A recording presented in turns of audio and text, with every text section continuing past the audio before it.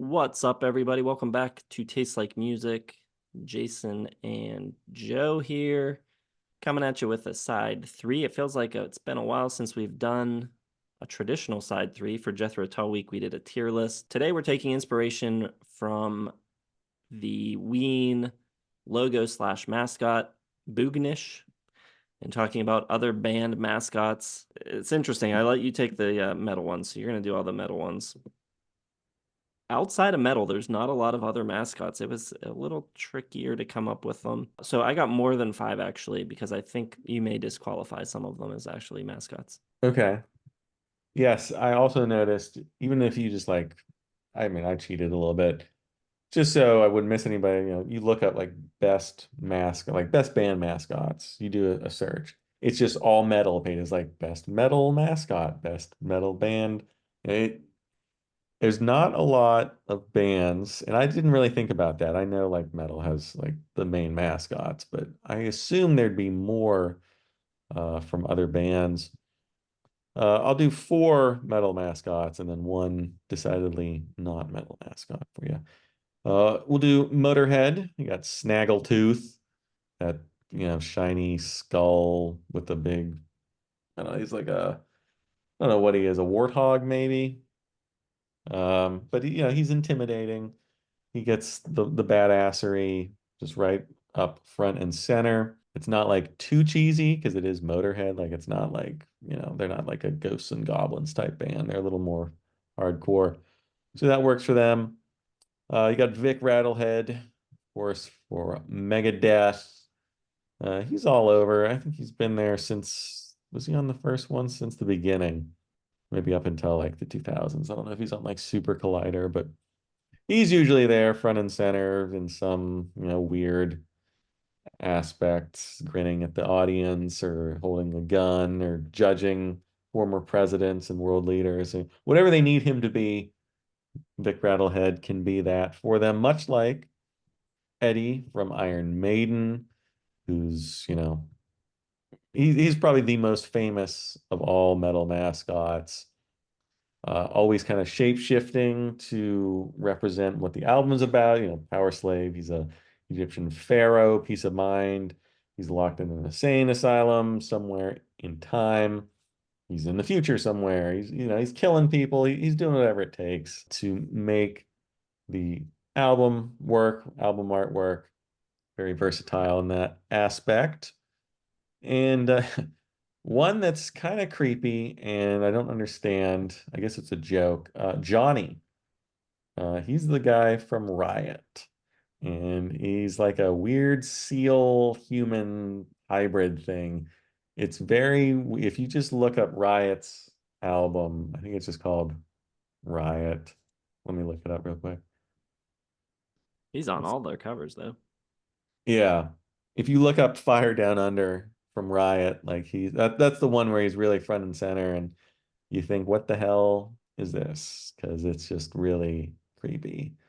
I don't understand why they chose a seal human hybrid as their mascot, but I guess it works for them. I don't know. It's It's funny because anytime you look up the worst albums of all album covers of all time, that shows up on it, and then it's like doubly hilarious when you realize they use him on every single one. like I straight up would not buy a Riot album just because of that cover, but it must have worked a little bit because they have their fans. Finally, I'm going to do the sad bear mascot from Kanye West on the cover of albums like The College Dropout and Late Registration and Graduation before he turned into whatever he is now, which is, we won't get into that, but he sucks now. But back in the day, that sad bear was sort of like, just enough of that real, emo almost kind of looking stuff. Just enough of like that conscious hip hop kind of like realism. He's a real person. He's got, real feelings. He's sad, blah, blah, blah. It worked for Kanye back when he was a normal-ish human being.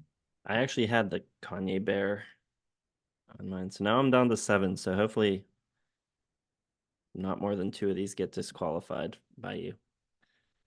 First one I think is legit. I've got Lethal Ron which is the name of Rick Springfield's dog, the working dog that appeared on multiple album covers, I think two at least. So check that one out. That one works. All right, this one's borderline. This could you could maybe argue that this is more of a logo than a mascot, but the Radiohead bear. I think that's prevalent enough to count it, even if it was not even on any album covers. It was the symbol of Radiohead. It was their mascot, even if it never really appeared in mascot form. We'll allow that one. Next, I've got one band with multiple mascots. At the Grateful Dead, they've got the bears, they've got the skulls, they've got the terrapins, they've got Hmm. all kinds of iconography going on. Yeah, that's definitely acceptable. It's a good one.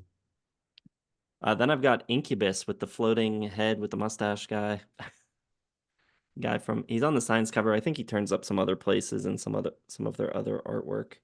That's right. I forgot about that. They don't use that guy as much anymore, but that was definitely part of their whole whatever back in the Apparently, day. that's Brandon Boyd's dad, whose name is Chuck and was a former Marlboro man. Oh, interesting. Okay, we can allow that. That's a good backstory. All right, I only need one of these other ones to work. I'm pretty confident in this one. ICP's Hatchet Man.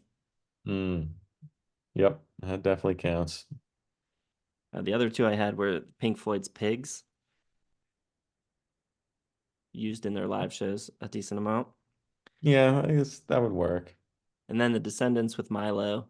I know Milo's in the band, but the drawing of him, Hmm. cartoon form Milo. I mean, probably none of those would actually make an appearance on stage. Like they're not going to trot out like, you know, Brandon Boyd's dad probably on stage, Yeah. dance around a little bit. But it's a pretty loose definition. Like, does the Ween Baba Goosh guy, appear on stage? I don't know. Whatever his name is. Boognish. Boognish, that's right. There's got to be more, though. I was thinking there's got to be some more non-metal ones. I mean, yeah, there's a million metal ones, but I don't know why metal bands kind of glommed onto that so I was, much. I was trying to think of like just things like the Springfield dog that like things that artists carried through multiple album covers, and I could not. I only gave myself like 5 minutes before we recorded, but I really couldn't think of any. Well, that's what our commenters are for. Yep, let us know any other, especially non-metal ones that you can think of. Drop those in the comments, hit the like button, subscribe, hit the bell for notifications, Patreon, Facebook, Instagram, merch, all that good stuff in the video description. Check it out. We'll see you in the next one.